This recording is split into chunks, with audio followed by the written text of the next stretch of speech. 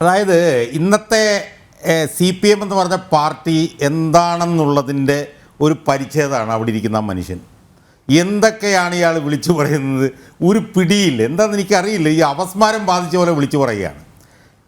എൻ്റെ കയ്യിൽ ഇരിക്കുന്നത് എന്താണെന്നറിയോ? എൻ്റെ കയ്യിൽ ഇരിക്കുന്നത് ഈ ദല്ലാൽ നന്ദകുമാർ എന്ന് പറഞ്ഞയാൾ നടത്തിയ 44 മിനിറ്റ് പത്രസമ്മേളനം.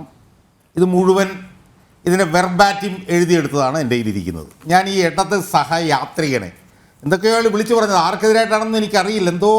എന്തൊക്കെയോ ചില പ്രശ്നങ്ങളുണ്ട്. അവിടെ നിൽക്കട്ടെ. ഞാനൊരു 2 പാരഗ്രാഫ് ഇടത് നിരീക്ഷകന് വേണ്ടിയിട്ട് ഞാനൊന്ന് പറഞ്ഞുതരാം. അതായത് ഈ ദല്ലാൽ നന്ദകുമാർ എന്ന് പറഞ്ഞ ആളുണ്ടല്ലോ, അയാളെക്കുറിച്ചിട്ട് ഇടതുപക്ഷ നിരീക്ഷകൻ അറിയില്ലെങ്കിൽ ഞാൻ കുറച്ച് കാര്യങ്ങൾ പറഞ്ഞുതരാം. അയാൾ ഏറ്റവും വലിയ ഒരു വിവാദ നായകനാണ്. അയാളുടെ വീട്ടിലാണ് നിങ്ങളുടെ പാർട്ടിയുടെ നേതാവ് EP ജയരാജൻ പോയി അയാളുടെ അമ്മയ്ക്ക് പൊന്നാട അണിയിക്കുന്നത് നമ്മൾ അവസാനം കണ്ടത്. അതിനു മുമ്പ് ഒരുപാട് ആരോപണങ്ങൾ അയാളെക്കുറിച്ച് കേട്ടിട്ടുണ്ട്. അതൊന്നും എനിക്ക് തോന്നുന്നു, എനിക്കറിയില്ല ഇടത് നിരീക്ഷകനെ അറിയാമെന്ന്. കാരണം അടുത്ത കാലത്താണ് ഇതുപോലുള്ള ചർച്ചയിലൊക്കെ ഞാൻ കാണുന്നത്. അവിടെ നിൽക്കട്ടെ. ആ ദല്ലാൽ നന്ദകുമാറിനെതിരെ ഒരു വാക്ക്, ഒരക്ഷരം ഉരിയാടാനുള്ള നട്ടല്ലോ ഇച്ഛാശക്തിയോ ആർജവമോ EP ജയരാജൻ ഉണ്ടാവുമോ? എനിക്ക് ചോദിക്കാനുള്ള ചോദ്യമായത്.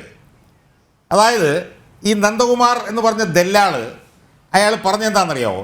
ജയരാജൻ ഇനി മാറ്റി പറഞ്ഞാലും, ജയരാജൻ തള്ളിപ്പറഞ്ഞാലും, ജയരാജൻ അറിയില്ലെന്ന് പറഞ്ഞാലും, ജയരാജൻ്റെ സാന്നിധ്യത്തിൽ വേണമെങ്കിലും ജയരാജൻ ഇന്ന് നിഷേധിച്ചാൽ ഞാനും ജയരാജനും തമ്മിലുള്ള ബന്ധം പിരിയും. അയാൾ പറയുകയാണ്.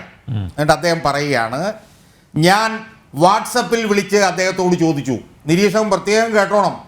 ഞാൻ വാട്സപ്പിൽ വിളിച്ച് ജയരാജനോട് ചോദിച്ചു. ഞാൻ സുധാകരന് മറുപടി പറയാൻ പോവുകയാണ്. സുധാകരൻ അസംബന്ധങ്ങളാണ് പറഞ്ഞത്. നാളെ ഇത് ഇടത് നിരീക്ഷകൻ കേട്ടോണം ശരിക്ക്. നാളെ ഏത് ദല്ലാൾ, എന്ത് ദല്ലാൾ, എവിടുത്തെ ദല്ലാൾ എന്നൊന്നും ചോദിക്കരുത്. ആര്? ജയരാജനോട് പറയാണ് വാട്സപ്പിൽ. എന്നിട്ട് പറയുന്ന അടുത്ത സെന്റൻസും കൂടെ കേട്ടോണം നിരീക്ഷക. ചോദിച്ചാൽ പിന്നെ ഞാൻ പലതും പറയേണ്ടി വരും. നീരുവീഴ്ച ഉണ്ടാക്കരുത്. അറിയാമോ നിരീക്ഷകന്? നീരുവീഴ്ച ഉണ്ടാക്കരുതെന്ന് ആരോടാ പറയുന്നതെന്നറിയാമോ? നിങ്ങളുടെ പാർട്ടിയുടെ സമുന്നതനായ വിപ്ലവ നേതാവ് EP ജയരാജനോട് പറയുന്നത് എന്താണെന്നറിയാമോ? ഞാൻ പറയാൻ പോവാണെല്ലാം. നാളെ എന്ത് ജയരാജൻ, എന്ത് ദല്ലാൾ, എവിടുത്തെ ദല്ലാൾ, ഏത് ദല്ലാൾ എന്നൊക്കെ ചോദിച്ചാൽ ഞാൻ പിന്നെ പലതും പറയേണ്ടി വരും എന്ന് ഈ ദല്ലാൽ നന്ദകുമാർ ജയരാജൻ്റെ അടുത്ത് ചോദിച്ചപ്പോൾ ഉണ്ടല്ലോ നിരീക്ഷക, ഈ ജയരാജനുണ്ടല്ലോ ആലിലെ വിറയ്ക്കുന്ന പോലെ വിറച്ച് വാലും ചുരുട്ടി ഓടിപ്പോയി. മനസ്സിലായില്ലേ?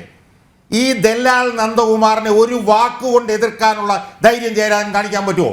പറ്റില്ല. നിങ്ങളെന്നിട്ട് എന്താ പറയുന്നേ? നിങ്ങൾ ഇതൊക്കെ ഒന്ന് കേട്ടു നോക്കണം.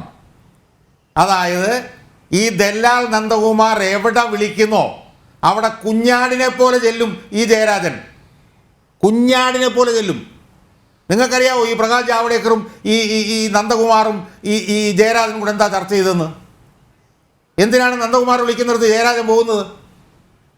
ജയരാജന് ആക്കുളത്ത് ഫ്ലാറ്റ് നിരീക്ഷകൻ അന്വേഷിച്ചിട്ടുണ്ടോ?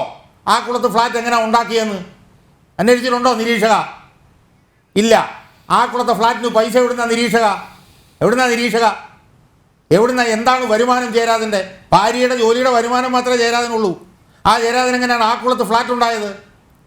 ആ ജയരാജൻ എങ്ങനെയാണ് തൃശ്ശൂർ ശോഭ ഡെവലപ്പേഴ്സിൽ 2 ഫ്ലാറ്റ് ഉള്ളത്? ആ ഫ്ലാറ്റിൽ താമസിക്കുന്ന ഒരാൾ ജയരാജൻ്റെ ജ്യേഷ്ഠനാണ്. അറിയാമോ നിങ്ങൾക്ക്? ഇങ്ങനെ 3 ഫ്ലാറ്റ് എങ്ങനെ ജയരാജൻ ഉണ്ടായി? ഇത് വല്ല നിരീക്ഷകൻ അന്വേഷിച്ചിട്ടുണ്ടോ? അന്വേഷിച്ചിട്ടില്ല. ഞാനങ്ങോട്ട് പറഞ്ഞേക്കാം, ഈ ദല്ലാൽ നന്ദകുമാറിൻ്റെ ചവിട്ടടിയിൽ കിടക്കുന്ന ആളാണ് ജയരാജൻ. ചവിട്ടടിയിൽ